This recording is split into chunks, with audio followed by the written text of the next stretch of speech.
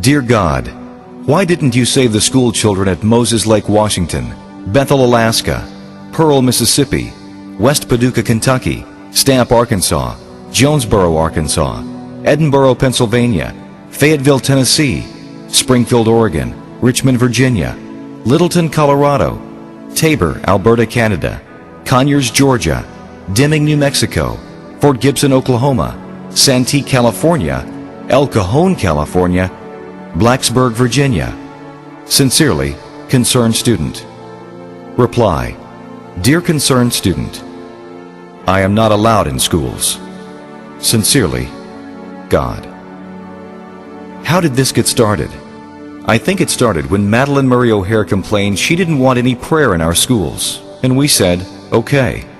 Then someone said you better not read the Bible in school. The Bible says, thou shalt not kill, thou shalt not steal, and love your neighbors yourself. And we said, okay. Dr. Benjamin Spock said we shouldn't spank our children when they misbehave, because their personalities would be warped, and we might damage their self-esteem. And we said, an expert should know what he's talking about, so we won't spank them anymore. Then someone said, teachers and principals better not discipline our children when they misbehave. And the school administrator said, no faculty member in this school better touch a student when they misbehave, because we don't want any bad publicity, and we surely don't want to be sued. And we accepted their reasoning. Then someone said, let's let our daughters have abortions if they want, and they won't even have to tell their parents.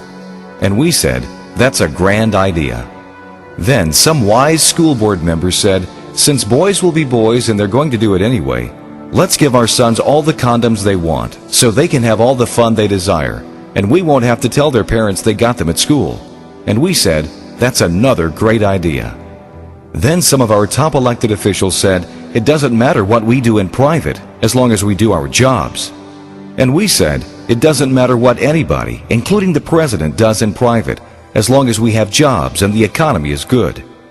And someone else took that appreciation a step further and published pictures of nude children, and then stepped further by making them available on the internet.